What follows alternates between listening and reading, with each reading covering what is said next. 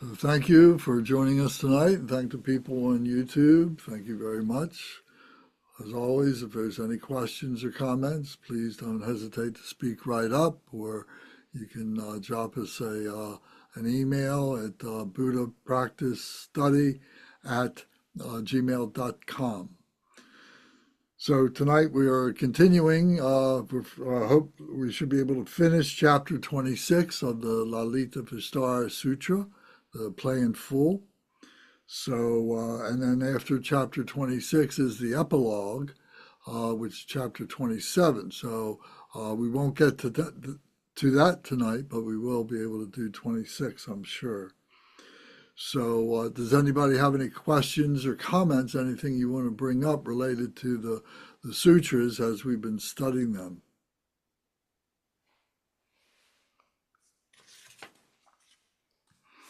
Um, Maybe for a change, I'll say something. Okay, please.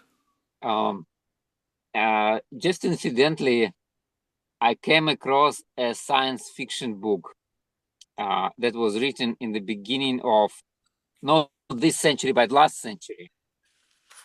And it actually was one of by Russian famous writers.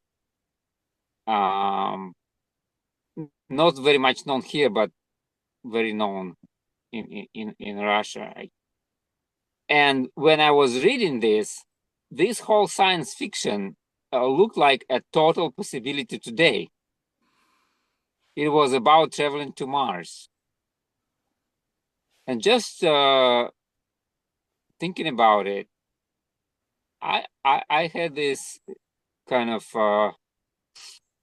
idea that what were people writing in those days? And they probably didn't have a concept of fiction or science fiction in those times.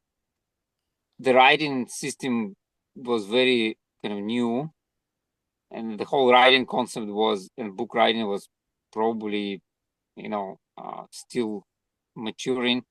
And that could be like one of the early, like what we're reading now could be one of the early kind of attempts at kind of writing a fiction, but a fiction that is,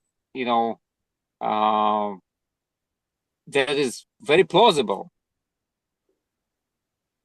because they, from what I understand, the authors never met like Buddha in person, right? Or probably never even met live people who saw Buddha in person themselves. So it was like a couple generations or maybe more after the Buddha's lifetime. And they were trying to imagine what was the Buddha like, and what was his character like, and what was all these events in unseen worlds and seen worlds that was happening. And just like we write about aliens today, and what they might do and what they might say, and what artificial intelligence may be doing in future. And a lot of times those can be actually truth to the, to this story, not very far from truth. So I just wanted to share this kind of idea. Well, it's interesting, and I'd like to ask what Bernie has to say and Kunga has to say, but I would just like to say this because it's my understanding that, as you said, the people who were writing the sutras, who were writing them down, didn't, didn't appear until at least 200 years or so after the Buddha had passed, and that it was all the monastic community. And the monastic community had been processing what the Buddha had said for generations by memorizing and handing down those memorizations from student to from teacher to student to who became teacher to student and everything. So they really tried their best to be able to authenticate, the history and the truth of what the Buddha was saying and so on like that. So, I don't think it was, from my opinion, yeah, I don't look at it as fiction or any way, designed to be fiction. It was trying to preserve, what they knew to be the true teachings of the Buddha and so on. So that's how I understand it. Bernie, would you care to comment on this? Okay, now this is about the authenticity of the Buddhist scriptures. Now, what tradition says is that at right after the Buddha's death, the all the monks, actually the arhats, gathered, and they did two things. First, they agreed on the monastic vows, the whatever the precepts for the monastics, which were repeated by Upali, and the second is they agreed on what was in the sutras, which were repeated by Ananda, who was the Buddhist attendant and was there whenever Buddha gave the teachings. And that is why all Buddhist scriptures begin with the phrase, "Thus have I heard." The I in that sentence is actually Ananda. He's reciting what he heard. Now, what we have in this scripture, the Lalitavistara, is a reworking and an elaboration of earlier stories about the Buddha's life, which come from the earliest scriptures.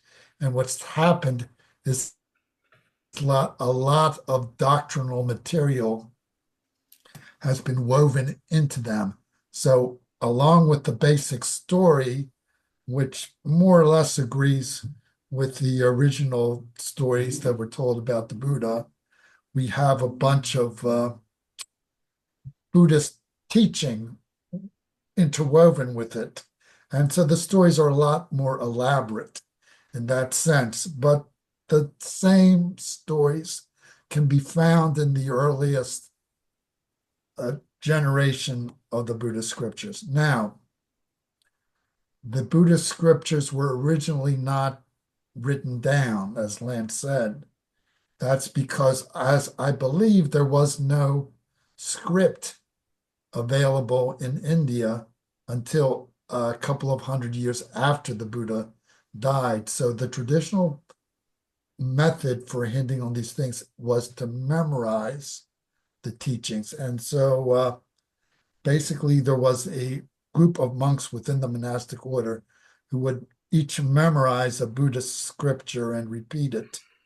And that's why you have so many repetitions and stock phrases in the Buddhist scriptures, because it made it easier to memorize. And just like in the book Fahrenheit 451, if I remember, people at the end of the book read books, memorize them, and then hand them on.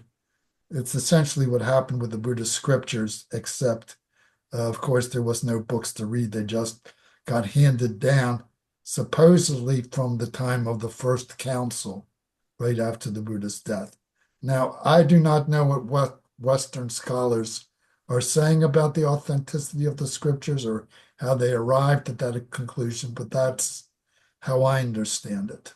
So, Do you think that there's a mythology that came out of those that could be considered yeah, to be like, well, a science fiction today, that and that it smacks of that, repetition of trying to idealize well, well, the Buddha became a legendary figure like many other figures in history, and people tended to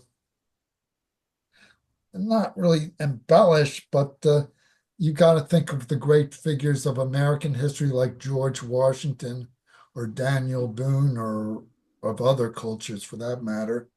They the stories, the people are historical and we know their life stories, but then there are a bunch of legends that were uh, that were told about them to sort of explain what their character was. Now, I don't know in the case of the Buddha what's legendary and what's actual fact, but it's not actually fiction. It's more, as Joseph Campbell would say, it's stories told to make a point. That there's a point that the story reason why the stories get told, and that's to pass along a certain teaching.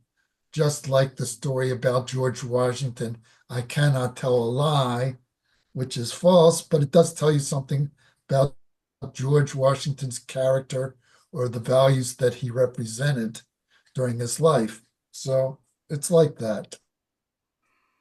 Thank you. Kunga, would you have anything that you'd like to say about this?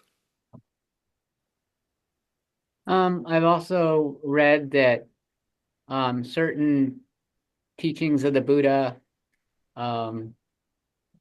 were kind of rediscovered later, like Terma, you know. Actually, I've heard that the Mahayana scriptures are kind of considered Terma, maybe in a way. But it doesn't, it's that those teachings appeared as people were ready to understand them and appreciate them, and they were secret until the people were ready to receive them. And that's sort of the explanation that, either they were discovered through deep levels of meditation, or just through study and understanding and different understandings of philosophies over time. Yeah. Thank you. Yes. Alex, do you have any questions or follow-up comments that you'd like to make with what Bernie and Kunga had to say? Yeah, I appreciate all this. Yeah, when I said fiction, I didn't really mean fiction, but I was meaning more like the mythological rendering of their character, basically.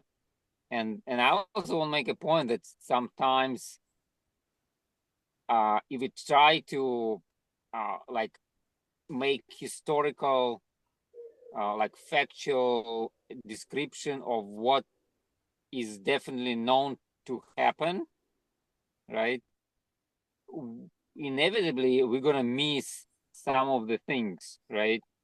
So sometimes such like factual description may be less truthful than what we imagine that can happen, because when we imagine, we sort of like holistically create, kind of holistically describe how things are, or how things, and basically how things should be, because it's also a reflection of our own real experience, so I think, like, to me, this what we're reading is, may not be actual things that happened, but probably certainly the way people feel, or the way people felt as those things were happening. And maybe there is more truth in those descriptions of those feelings and thoughts that arose during those events, rather than just factual description of the events.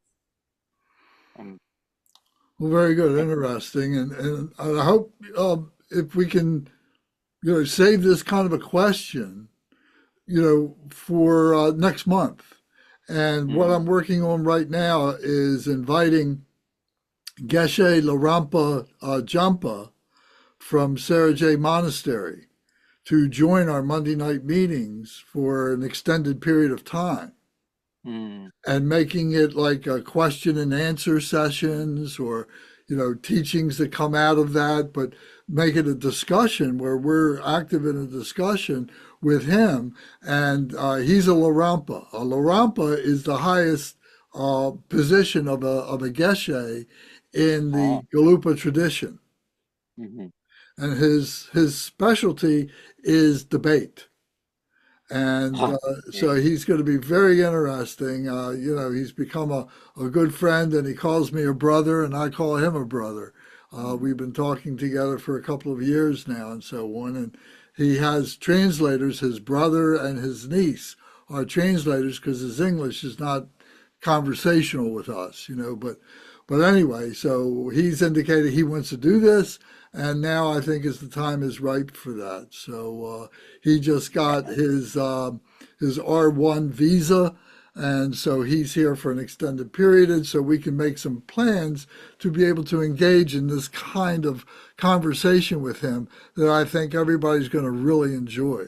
And I'm hoping that this gets some traction, and more people get involved with this as if nothing else, just question and answer from an authority. I think it'll be very, very good. That's wonderful, wonderful to hear. Looking forward. Good. Okay, so let's get started with the sutra. So we're on 26 at 210. So this is the 14th recitation. I believe this is where we left off last time. And then the next one is the 15th recitation. So just let's do the 14th because it's relatively short. So if I can ask, let me see, if I can ask Bernie, if you would read starting 26 210 through and including up to 21:17. Bernie, if you'll read that, and then we'll have a short discussion, and then I'll ask Kunga if he would read the 15th recitation to the end of the chapter. Okay. He is skilled in teaching the Dharma to others according to their capabilities, and therefore he is the one who is skilled in teaching the Dharma to others according to their capabilities. He perfected the sacred environment of all aspects of melodious speech, and therefore he is the one who has perfected the sacred environment of all aspects of melodious speech. He is skilled in articulating all sounds and echoes, and therefore he is the one with the voice like a god, a naga, a yaksha, a Gandharva, a demigod, a Garuda, a Kinara, and a Maharaga. He is one whose voice resounds with the voice of Brahma. He is the one whose voice, with the voice of a cuckoo bird. He is one with a voice like a great drum. He is one with a voice like the resounding of the earth. He is the one with the rumbling voice of a thundercloud of the Naga king Sagara, rather. He is the one with a voice like the roar of a lion or a bull. He is one with a voice that satisfies because it is in accord with the languages of all sentient beings. He is the one with a voice that delights the circle of his audience without impediment or obstruction. He is the one with a single voice that is understood in all languages. He is the one who is honored by the Lord of the Brahma realm. He is the one who is respected by the Lord of the gods. He is the one to whom the Lord of the Nagas bow. He is one upon whose face the Lord of the Yakshas gazes. He is one who is the Lord of the Gandharvas praises in song. He is one who is gazed upon by the Lord of the demons, who beholds him with bright and unblinking eyes. He is the one whom the Lord of the demigods bows. He is one who is unharmed by the gaze of the Lord of the Garudas. He is the one who is praised by the Lord of the Kinaras. He is the Lord of the Maharagas, kings, to see. The Maharagas long to see, sorry. He is one who is surrounded by the lords of the humans. He is the one who is supported by large gatherings of worthy ones. He is one who instructs the bodhisattvas, who inspires them and delights them. He is one who teaches the Dharma free from worldliness. He is the venerable teaching of the Dharma who never mistakes any words or syllables. He teaches the Dharma in a timely manner. Maitreya, the turning of the wheel of the Dharma, is merely a brief teaching that praises just a few of the qualities of the thus gone one. Maitreya, to list them in an elaborate manner, the thus gone one would need an eon of or more, and still that would not be enough to list them all. Thank you. How does the Buddha do this? Anybody got a comment about that? Well, there's generally 2 points of view that the Buddha's quality comes through the great amount of merit that he gained during his previous lives, and the other is that his qualities arise through the wisdom of enlightenment. Now, I think for the a lot of these qualities, they arise from his merit in previous lives, or that's would be the traditional view.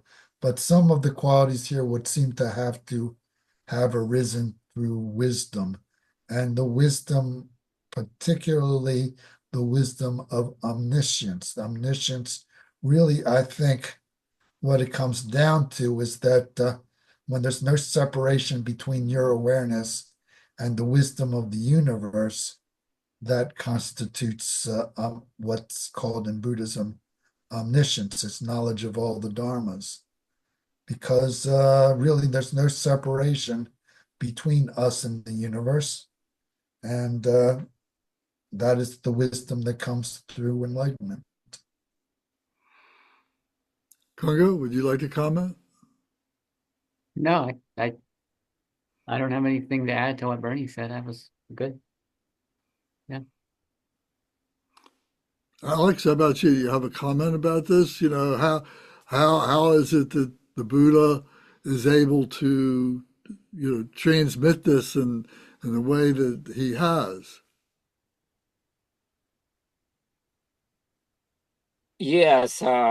So again, like we hear about the voice, the qualities of voice, and I don't think they talk about like the physical, the vibration that he, made air to,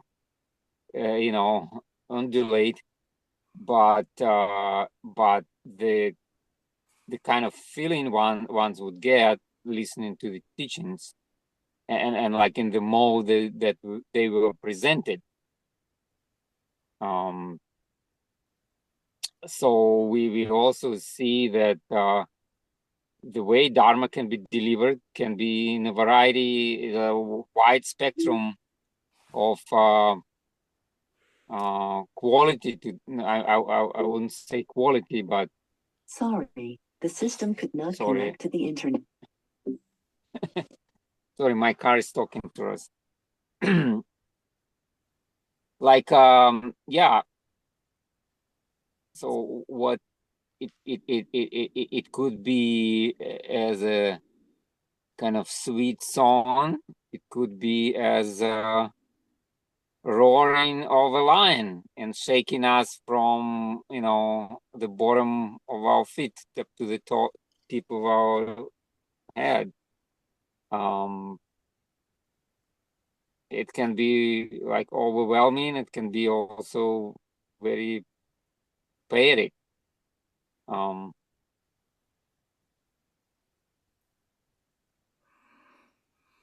It just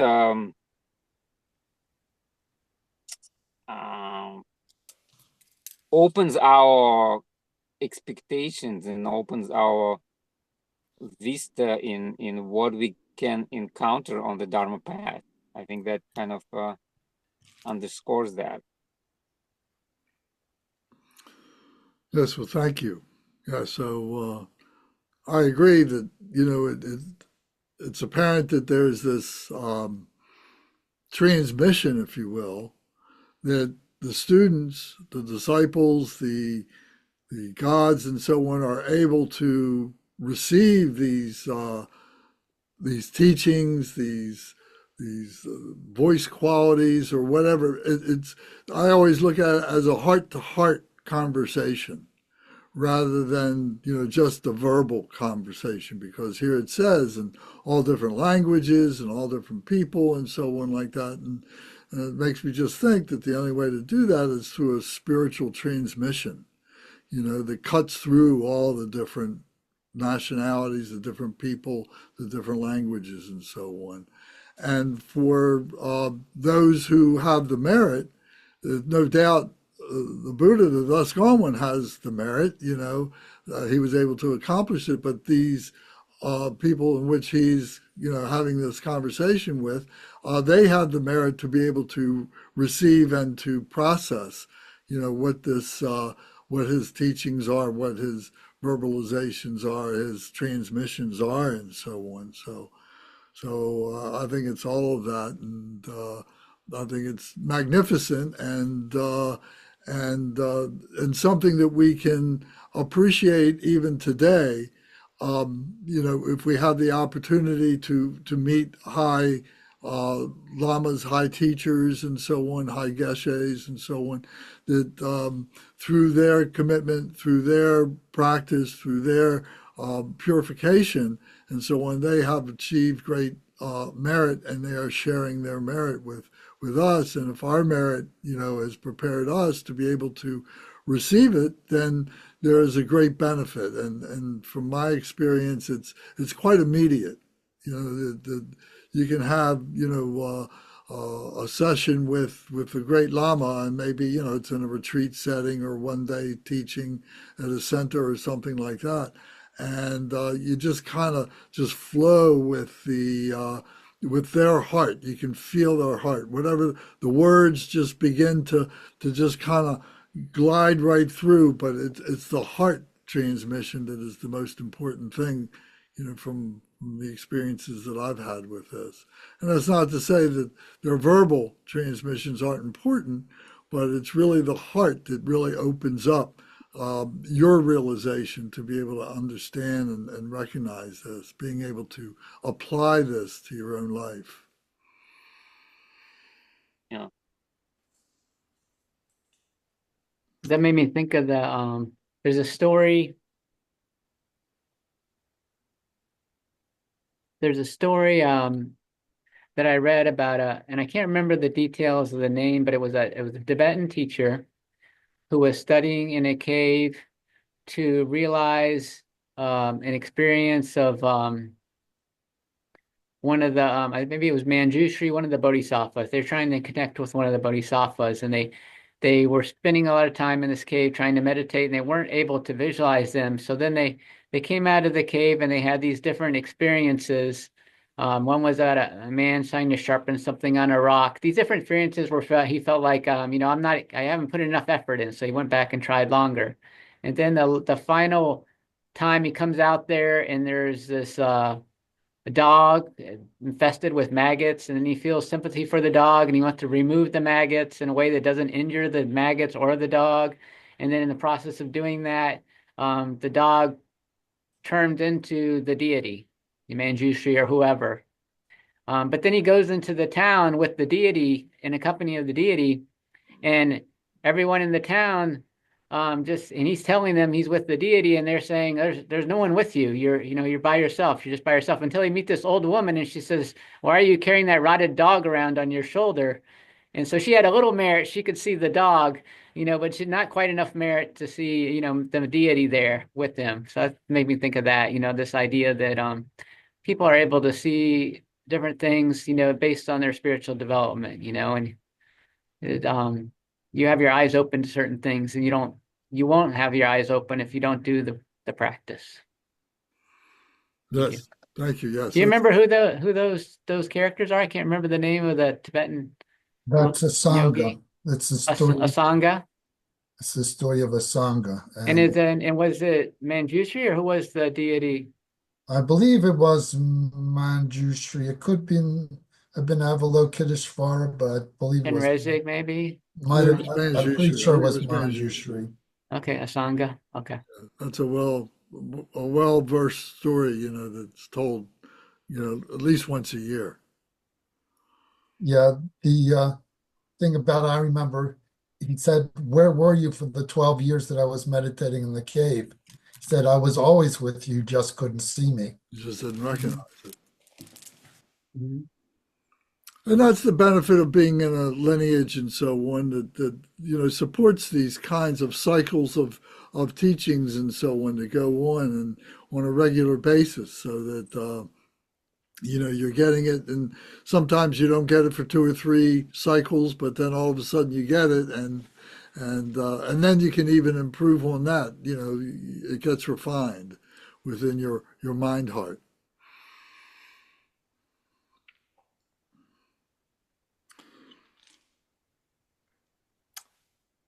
Does anybody else have any other comment about this section right here? Okay. All right. Well, then let's continue on to the next one, if we can. Then Kunga, this is several. Oh, it's only 3 or 4 pages. It's not long. If you'll read from 218 to the end of the chapter here, and this is, I believe, this is all a speech, a talk by the thus gone one, by the Buddha himself. So if you'll continue, please. At that time, the Blessed One spoke these verses. The wheel of Dharma has been turned, which is profound, hard to behold, and subtle. It is not understood by the extremists, nor by the demons. The wheel of Dharma has been turned, which is without an all ground and beyond concepts, unborn and without origination, unique and empty of inherent nature. The Buddha has turned the wheel that teaches the Dharma of equality, without anything to accept and reject, causeless and without characteristics, the protector of the world. He turned the wheel that is like an illusion, a mirage, a dream, an echo, or moon reflected in water. It leads beyond conditioned phenomena. It is not nihilistic, and neither is it permanent. It cuts through all views. So is the wheel of Dharma described. It is infinitely vast teaching, ever equal to space, luminous and non-conceptual. So is the wheel of Dharma described. It is free from existence and non-existence, beyond self and no self, a teaching that is naturally unborn. That is what we call the wheel of Dharma. In the truth of suchness, it is the final end, yet it is without an end. This non-dual teaching of the Dharma, this is what we call the wheel of Dharma. The eye is essentially empty, so are the ear and nose. The tongue, the body, and also the mind are empty and inert. Such a wheel is the wheel of Dharma that has now been turned. He awakens unawakened beings. That is why he is called the Awakened One. By myself, I have realized this nature, the nature defined as Dharma, without instruction from others. So I am the self-arisen possessor of the wisdom I. The one who masters all Dharma is called a Lord of Dharma. The one who knows the genuine Dharma from the incorrect, that is what we call a guide. As many beings as there are to be trained, that many limitless beings I train. I have perfected my training, and so I am called the perfect guide. All beings that have strayed from the path, I show the supreme path. I guide them to the other shore, and therefore I am the guide. Since I know the way to magnetize, I gather beings at my side. Since I save beings from the wasteland of cyclic existence, I am their leader. I master all phenomena, and so I am the victorious one, the master of Dharma. Since I turn the wheel of Dharma, I am known as the king of Dharma. I am the generous giver of the Dharma, the teacher, the unexcelled Lord of the Dharma. My offerings was well performed and the goal accomplished. My aim is fulfilled and goodness accomplished. I am the one who consoles and gives comfort, the hero who has conquered disturbing emotions. I am victorious in all battles, a liberated one who liberates beings. I am the light of the world. I spread the light of knowledge, wisdom. I conquer the darkness of ignorance. I hold the torch. I am the bright light. With great wisdom, I am the skillful doctor, a great healer of the wound of disturbing emotions. For all those afflicted with disturbing emotions, I am the remover of pain. All the signs are complete, and all the marks of goodness adorn me. Yet with this body, excellent in every way, I adapt to the ways of the worldly ones. I am powerful with the 10 powers, confident with the 4 confidences, and possessor of the 18 unique qualities. The great sage turns the wheel of Dharma of the supreme vehicle. This brief explanation will set in motion the wheel of Dharma. This praise of the qualities of the thus gone one has listed just but a few. The limitless wisdom of the Buddha is as vast as the sky. Even if one were to speak for an eon, that would not suffice to describe the Buddha's qualities. This concludes the 26th chapter on turning the wheel of Dharma. Thank you.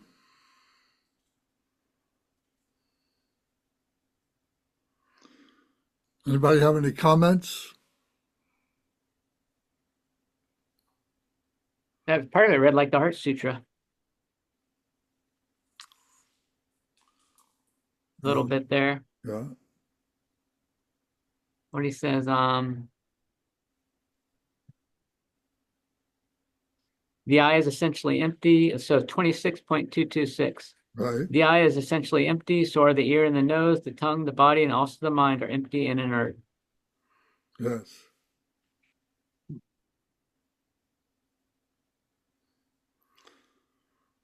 I've got a note for myself that I got here at 227, 228. And it says, everyone can only realize this nature for themselves. In other words, and he awakens, it says in 227, such a wheel is the wheel of Dharma that has now been turned. He awakens unawakened beings. That is why he is called the awakened one. And I think with that, to finish that statement or to put a point on that statement is that everyone can recognize this, can be awakened, but they have to see it for themselves. They awaken themselves.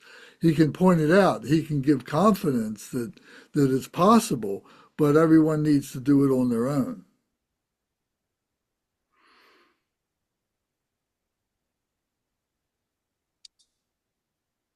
Yes, it's probably like when somebody is sleeping, you can awake them, but it's still up to them to open their eyes and see like what's around. Yeah, good metaphor. Right? Yes, everyone has the potential.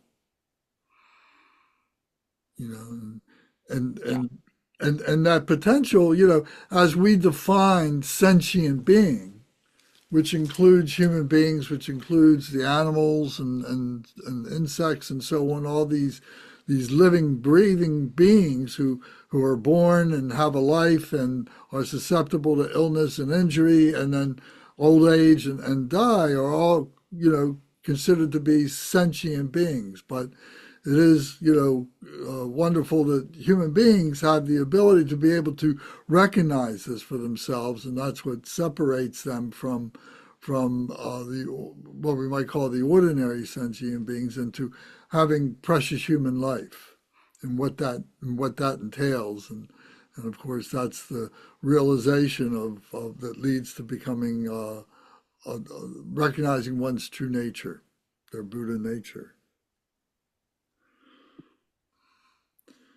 So I think this one part of the chapter here is really significant, because if you're looking for, an authority by which you can talk about who the Buddha is and so on, encapsulated in these few pages here, is really his verbalization of what that is.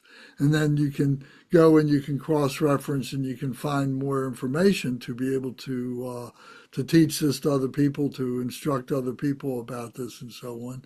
But here is the credential, if you will, that allows us to continue to move forward, and not just forward, but in 10 directions, in all directions. Yes, and like somebody said, it's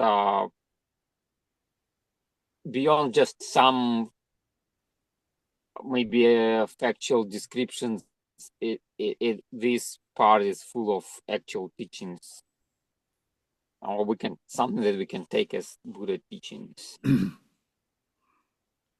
and what I found it interesting to hear about something, what Dharma is and what Dharma is not. I want to reread that part.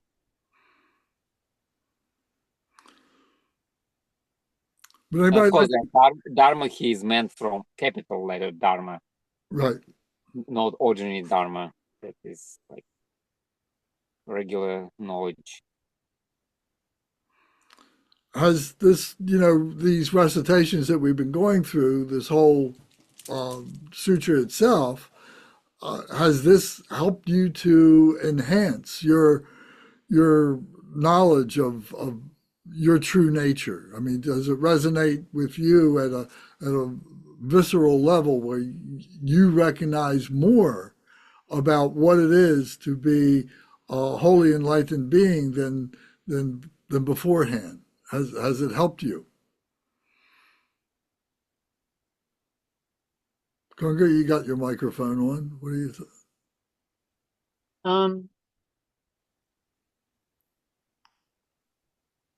I think it does a good job of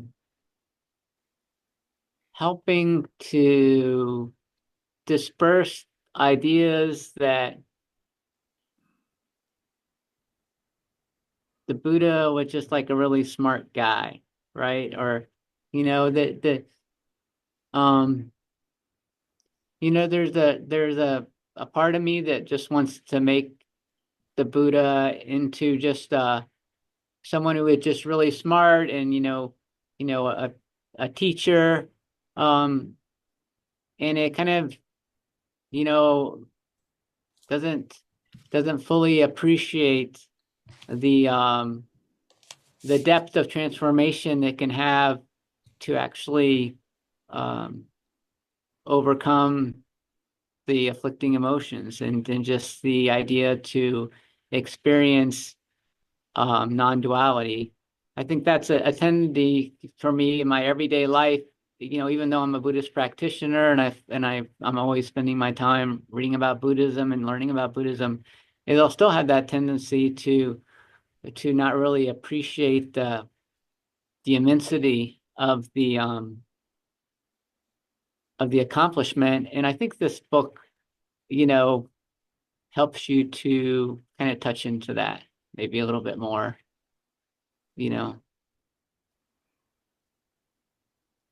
you feel, a personification of that? I mean, do you feel that you abide within that, or that abides within you?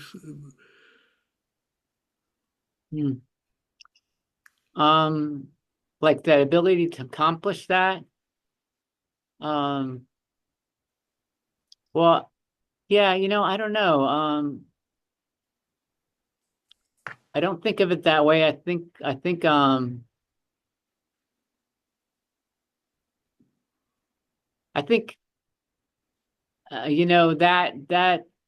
potential is there if I put forth, my complete effort, but I don't think I'm putting forth that type of effort. Maybe not this life, or just maybe not right now. Right now, I'm if the fourth effort I'm putting in is just a mundane relative level of effort. And I think that the Buddha put forth a supernatural level of effort, and I would aspire to that, but I don't see, and I guess I would see that's a possible, but I don't see myself putting the effort into that like I could. Yeah. Bernie, you have a comment about this? Has this, recitation of this entire book, inspired you in any way? Has it given you an affirmation? Well, I must say I did find it of value. It goes a bit far to say that, well, I felt that I was more enlightened about from reading it because in my experience, I've never felt that I was more enlightened from reading Buddhist scripture. It's always worked the other way. The more I practiced my meditation, the better I understood the scripture because I understood where Buddha and the scriptures were coming from. At first, I mean, of course, the biggest example of that is the Heart Sutra, which the first time I read it just made no sense to me at all. Took a long time to understand it. This teaching, like I said, it's a collection. First, it's the story of the Buddha's life, which is traditional, and a bunch of teaching has been thrown into it. And the teaching is good. I can't say that there's anything new in here that I've never heard before, because it's just a general statement of Buddhist Hinayana and Mahayana teaching. So it's from that point of view, it's just really a straight statement of what I've read before, although it does go into a lot of detail about stuff. And I'm sure if I studied it closely, I would be getting some new understanding of the list of the qualities of the Buddha and the qualities of enlightenment. But just getting a list of these qualities really isn't so enlightening in and of itself until you have the actual experience which corresponds to that. And I can't even pretend that I'm anywhere near being a great bodhisattva like Buddha and Maitreya were. So for me, it's all on an intellectual level at this point. So I mean, it's fun. I've gained something out of it that's useful, but I can't say that it's really transformative in that sense. So Alex, you have so some. I'm sorry. I'm sorry. Maybe I should if I disappointed you, but that's the way I feel about it. So No, no, no. It's not a disappointment at all. It's an opportunity for us to be able to think out loud, I think, and to express ourselves and reveal our habitual tendencies. Alex, do you have a comment? Not much. I just appreciate what other people have shared. It was helpful to hear some of those thoughts. But I don't think I can add anything significantly more to what's been said. Okay. A couple of notes that I made, as I was studying this, and one is that the one who turns the wheel of karma suffers. And we make a choice to do that, to turn the wheel of karma. The one who turns the wheel of dharma liberates. So to be able to see, to recognize the difference between the wheel of dharma and the wheel of karma is very fundamental here, because I think the process is a choice. And I think the Buddha, Siddhartha Gautama, made a choice when he left the palace that he was seeking a holy, sacred life that was not being met while he was in the palace for any number of reasons that he's gone into in these verses and so on. And he came to worship his own life and and this resonates, I think, with myself, and having this thought, well, I need to make a choice, and what is the choice, and maybe it's not the choice that is going to get me everything that I want, but it's going to definitely get me on the path I want to be on. And to worship this life, this opportunity to recognize this, because this is what we've got. We've got this human life of cognizance, of being able to see, what is going on, and that we made choices, and the results of all those choices, and so on. And the reason for this is to harmonize with the blessings for all beings. That all this brings all beings, all things, anything that we want to call nature, phenomenal nature, etc. It unifies it all. To speak of it in a conceptual way, it unifies it all, but it. So I think as a human being, I think that is very powerful. That's very meaningful to me. What it is beyond that non-conceptuality. I have an appreciation for, or something like that, but I think that the words, the lessons that the Buddha teaches are very, very, very, very, very profound, and lead us to that. To that realization. Dorje, can you talk a little bit more about this idea of the distinction you're making between the wheel of karma and the wheel of dharma? Would you say that the wheel of, are you dividing it up into actions that generate merit versus actions that are not generating merit? Or are you, can you say a little bit more about that? Well, in our consciousness, we talk about the 8 levels of consciousness.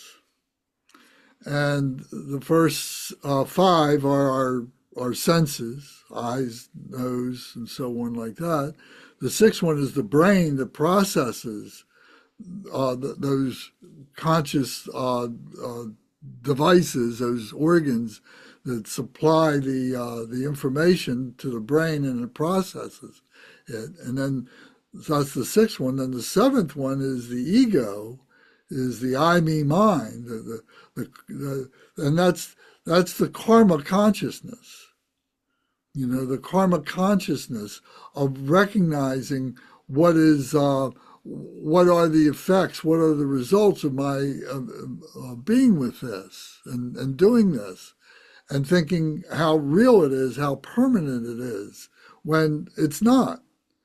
And the 8th consciousness is the consciousness of the alayas, the consciousness of the storehouse, of the results of that karma. How much of that do we take with us all the time, and how present is that in our lives? Are we making our life a wheel of karma, or are we recognizing that we can purify our attachment to that and set that baggage down, to set that storehouse down, and liberate ourselves from that karma? And then that becomes the liberation. The one who turns the wheel of dharma liberates. So it's really it's a point of view.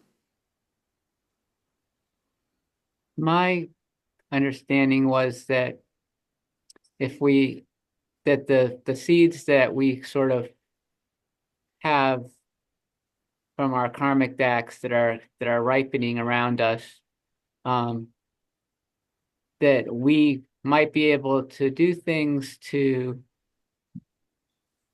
prevent seeds from ripening. Like, we just don't provide the conditions that would allow them to ripen. So that would be the idea with we have some negative seeds in there, but we're we're not doing behaviors that are going to ripen those negative seeds in our life, but they don't really disappear or anything.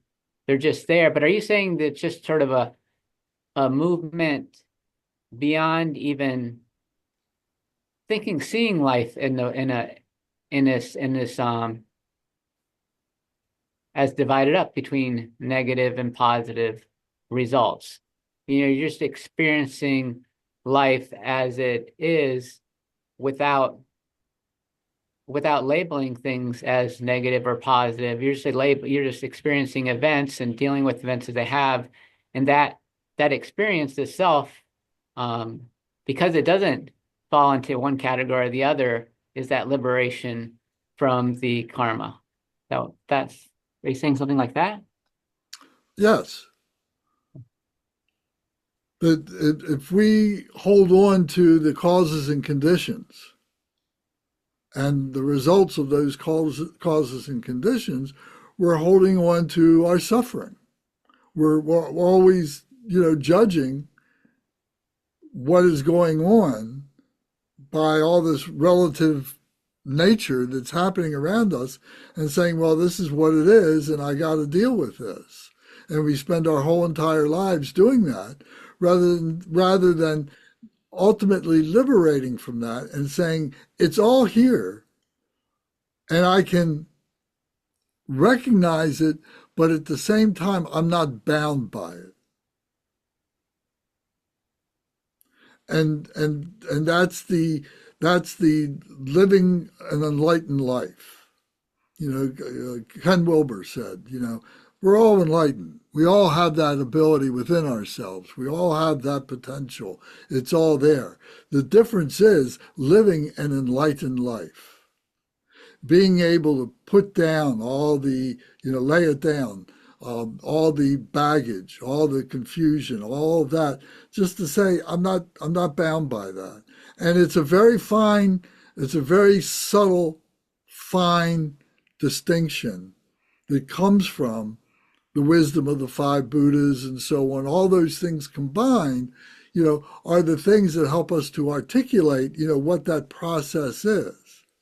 But ultimately, it's just letting it go. It's very simple. That's the way I look at it. That's the way my experience is. And I think that's what, is communicated through the Buddhist teachings and through the many of the teachings of the masters that have come since.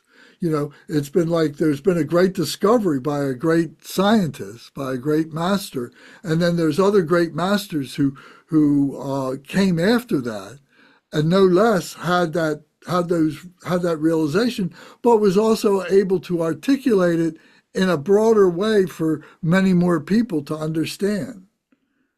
One did not, one is not exclusive of this information. And it doesn't matter whether you're Buddhist or Christian or Jewish or whatever. Everybody's got, the ability to be able to recognize these things.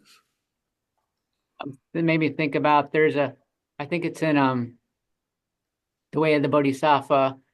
There's this idea of, everything can be your teacher.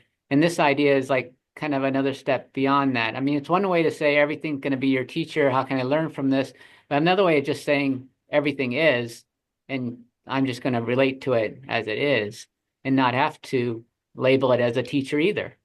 You're not going to label it as anything. Just going to let it be what it is. Well, another way of saying that is I am the teacher.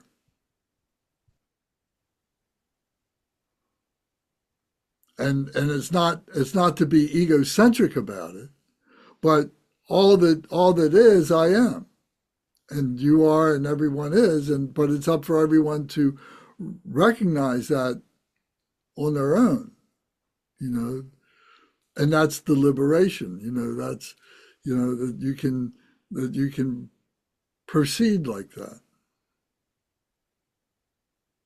and it's.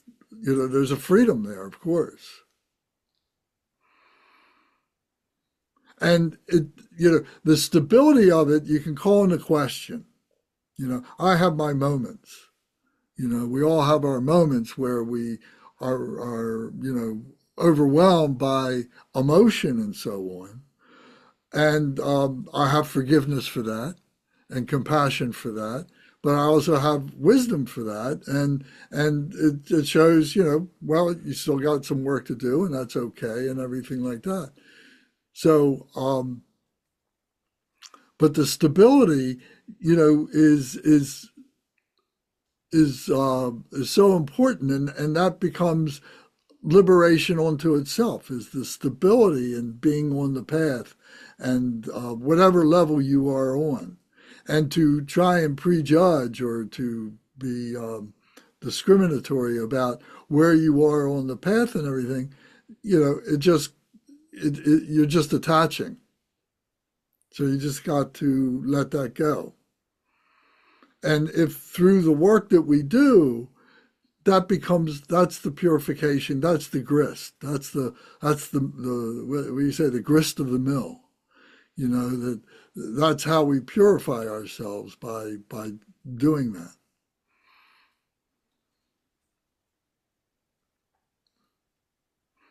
Yeah, there's a Zen story about a teacher, I think it was a woman teacher, and they lose their son, and they're very overwhelmed with sadness about that. And the students say, "What is wrong with you? Why aren't you being more Buddhist-like? Why are you grieving so much?" And she says, "Well, I'm sad. I'm just grieving, no big deal. Just I'm just sad if I'm losing my son." Yeah, and that's perfectly fine. It's perfectly natural, and doesn't necessarily have to hold you back. And there is I came up, I didn't come it up, but I heard this word jubilation in connection with positive emotions. There is a jubilation of positive emotions. Emotions are perfectly natural and normal for human beings. But if we attach to them, whether they be negative emotions, the suffering of negative emotions, or the jubilation of positive emotions, it's part of the human experience.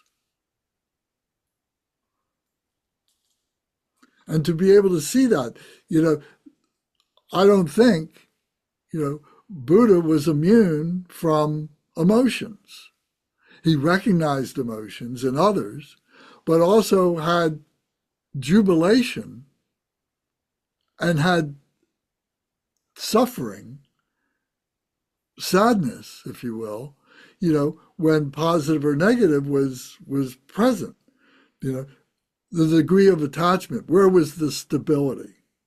Was the stability in the jubilation? Was it in the stability of the suffering? Or was the stabilization in the letting go of it, is in the space of it, in the samadhi of it?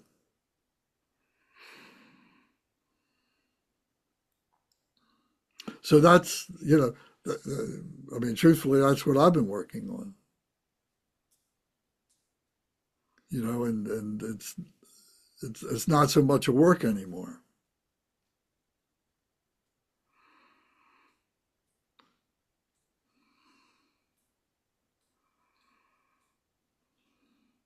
And I think, there are those who criticize, the kind of thing that I just said, because they said, well, you should keep this to yourself and so on like that. I think, who we are as Sangha is to allow ourselves to open up. If I'm wrong, okay, I'll deal with that. I take responsibility for that. But if if I share, what I'm thinking about and so on, I think that's the right thing to do. I'm not bound by the notion that if I do something, I'm going to wind up in hell or something like that, or I'm going to wind up suffering for it. I don't look at it that way. And I don't look at it that the people I'm talking to would suffer that kind of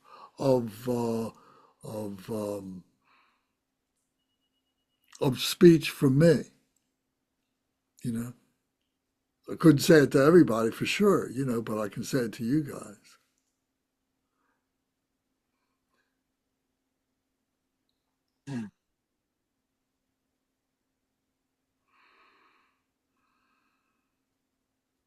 What does that mean to you? What do you think of that, Kunga? Which part?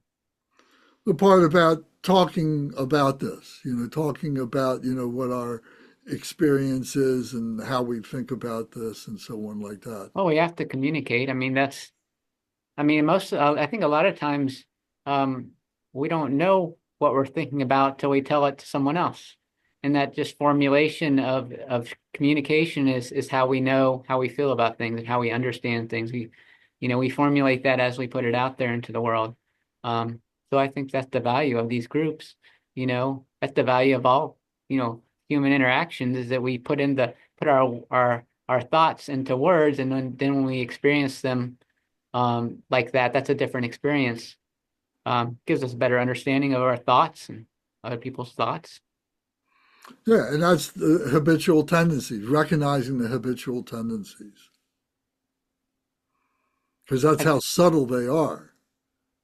I think, groups like this were really focused on, self-evaluation and, watering, watering wholesome seeds, and trying to generate those parts of our thoughts they'll help us on our spiritual path, versus a group that gets together and does a lot of venting or does a lot of complaining, or those types of things that are more of a hindrance. So I appreciate these types of groups. I think they're very important.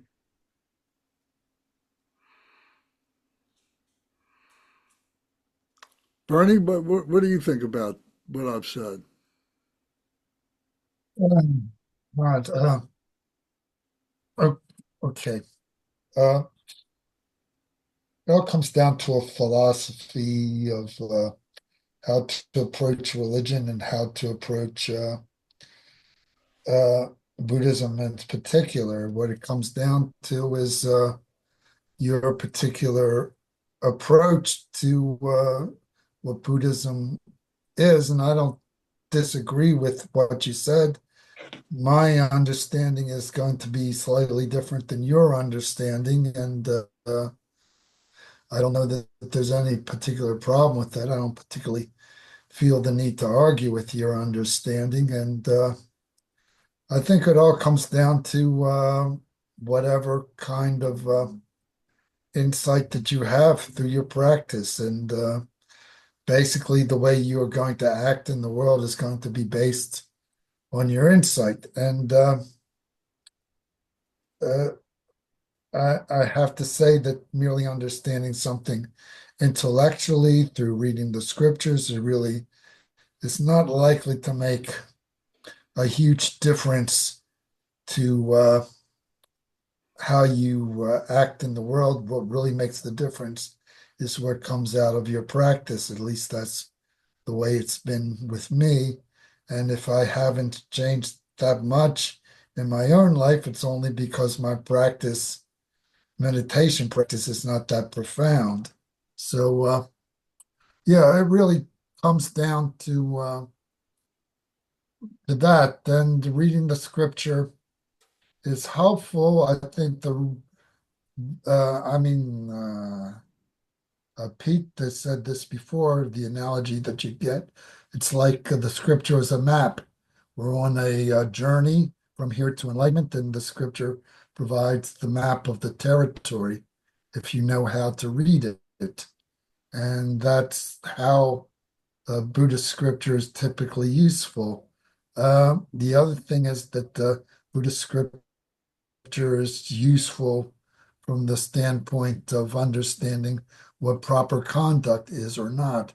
From the standpoint of enlightenment, all the rules of conduct are not necessary, because at that point you're acting out of wisdom and out of love, and there's no need to have any rules when you're acting that way. But until that time, we need to understand what the precepts are and how to act according to the precepts.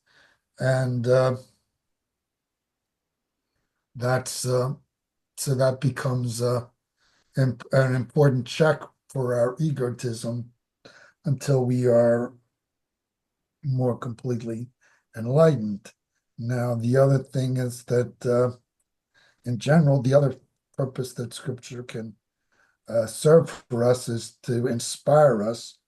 And that really depends on your personality. Now, the problem with so much, many stories about the Buddha is that they're at such a high level. I really can't pretend to be inspired from them because they're way beyond where I am right now. The story about how he renounced his kingship and or princeship or whatever you want to call it, and went off into the to the forest and basically practiced extreme asceticism for 6 years. I don't find that inspiring because it's so far beyond where I am right now in terms of my particular life. I can't really aspire to practice at that level. If I was a better practitioner, I could. So I don't know if I answered your question, but that's what I have to say right now. So Very good. Thank you. Alex, I see you reclining. I think he's reclined. Zara, you just tuned in with us. Do you have any comment? Well, I read, I just was curious, where did you guys stop for this evening? Which verse? The end of 26, the end of chapter 26. So we completed chapter 26. Oh, you read through it. Okay. Got it. So we recited it and we've been discussing it. Got you. So you did the last 36 verses. Okay. Um, you know what I really like about all of the sutras, and I find it just so great that we're going through all of it.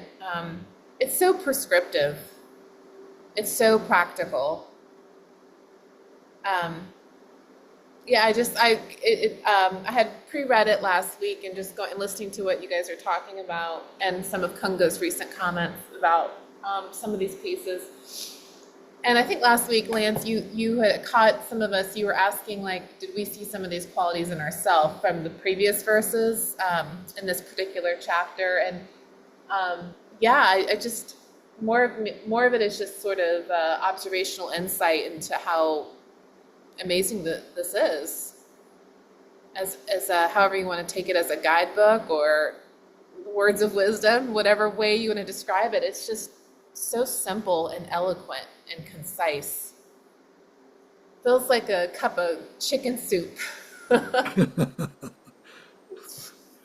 Lance, if I'm having a bad day, I can just pick it up and start reading. So go ahead. No, I was just going to say it's very healing, and Yeah. and like you said, prescriptive. It's a prescription for healing, for purification. Yeah. Yeah, it keeps you back on the path. It's so easy to just sway a little, and then I feel like we're so blessed to have this, and that within each one of us, getting towards the end now of this study we've been doing for over a year, like we're really so blessed to have come and like this is such a gift given to us to empower and be a custodian of this information. That's very good. Yes, and Yeah. it's something that we all have for the rest of our lives, and it can open up doors for us beyond our lives. Whatever we call life. Yeah. Very aspirational. Like Yeah. I want to be these verses. Yeah. Okay, Alex, I see you're back with us. Yeah, I just want to add that. So here, just Zara mentioned that how simple but profound, and nurturing for the inside, Dharma teachings or Dharma practices can be, and just comes to mind the comparison with cleaning a mirror that's been fogged or with a lot of mud on it. That it's a very simple action to clean a mirror, but once it's done, and everybody can do it. It's so simple, just a matter of application.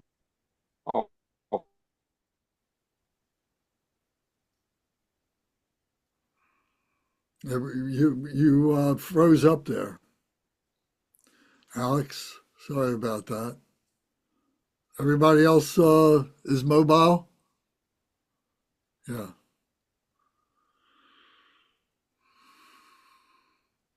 Okay. Well, Alex, you froze up. I'm sorry. I don't know if you can hear us or not, but all right. So Okay, can you hear me now? now we can hear you again. Okay. We Yeah, didn't hear you for the past 2 minutes or so. some reason there was interruption. And I'm just saying that this, simple action, clean mirror, and then suddenly you see lots of interesting things there. So, I mean, Yeah. So to use another analogy like that is like the spiral. When we first learning things, we're going around this circle, repeating these things over and over again, over the space of a year or 2 years or 3 years. And then slowly, that circle begins to kind of close up a little bit. The spiral starts going up, that we've accomplished certain things, that took us, several years to accomplish. And then we move up another couple of years and go to a higher level of the spiral until finally, we get to the pinnacle, to the very top of the spiral, and that's like the leap, from everything's been purification, everything's been study and practice till we get to the being, to where we become that which we aspire to be, our true nature. What is it to be a complete human being? yeah, a wonderful analogy. Just like somebody at the bottom of the hill may see only very small part of what's surrounding it. But as you going up, and once you reach the top, at the very top, you see the whole thing Right. easily, effortlessly. Just a little bit of effort, not really a little bit, but sustainable, sustained effort to get to the top, and then once you're there, it's wonderful view and easy to behold, and really, well, I really don't know how how it is, to be enlightened, but from what we read, it gives you a glimpse of that, I think. Well, it comes in stages, and to allow yourself to have those stages, and you gain stability as you go, and you have recollection of how you got there. All the things that we've been reading about are all the tools that we use on the path. So the wonderful thing is, that you guys in particular, are middle-aged right now, you've got 30, 40, 50 years left, to continue to stabilize yourselves, but not only that, to be able to work with other people. And again, that's how we purify ourselves, is through our work with other people. That everything we do is for the benefit of others.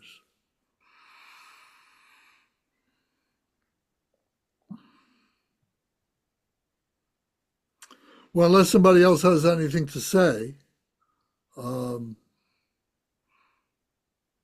Any closing remarks? Because we'll stop early tonight, and next week we'll complete chapter 27, which is the epilogue. So it's a very excellent, summary and restatement of things in a very consolidated form.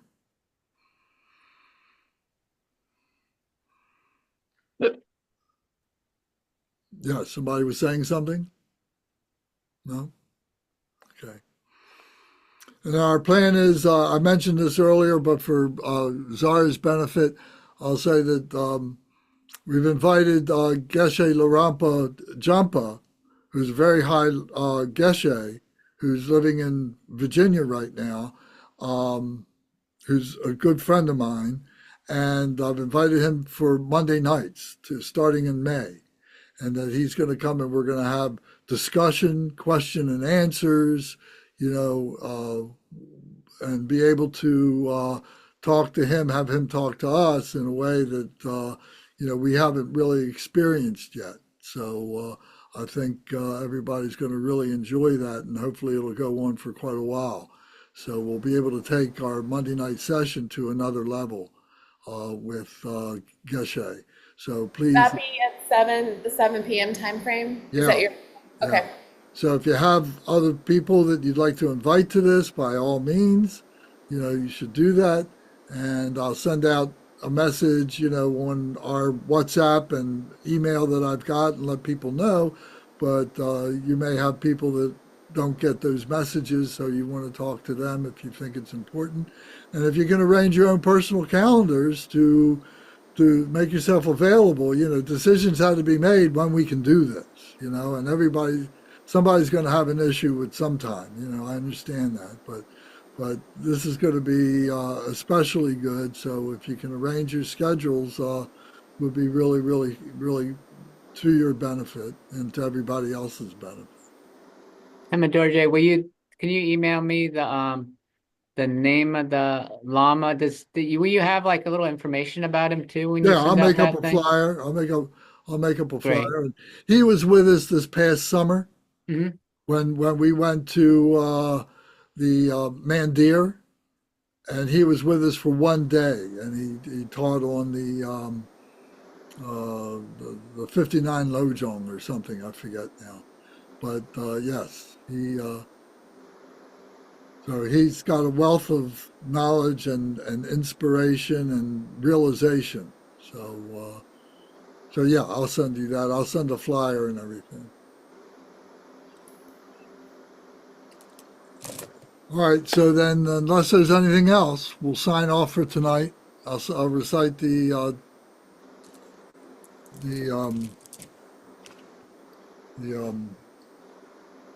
dedication prayer.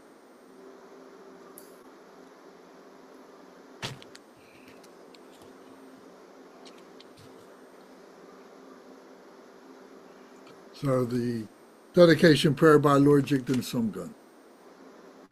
Glorious, holy, venerable, precious kind root and lineage lamas.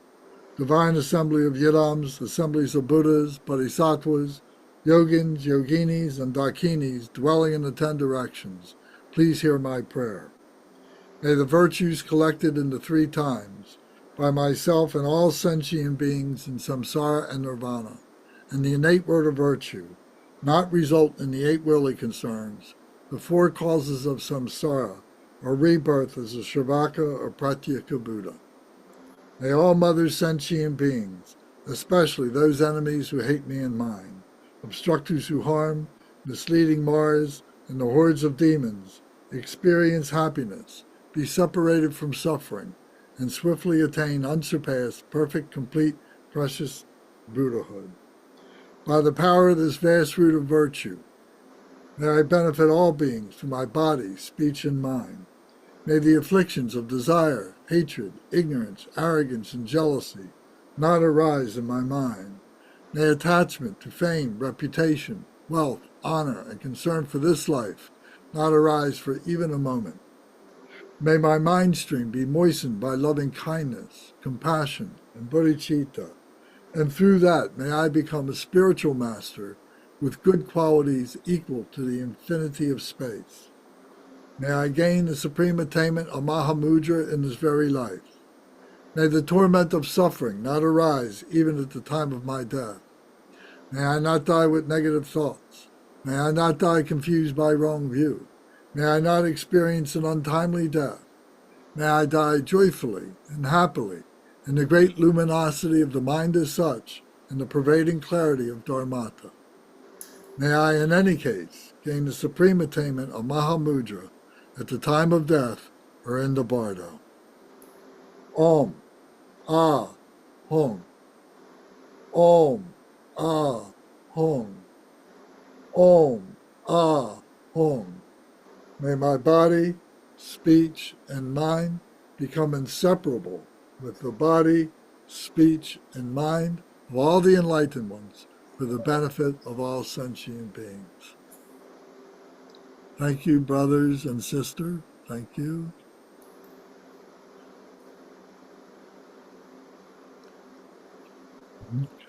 Lance, are we gonna have a few weeks of break in between the last chapter and the new format?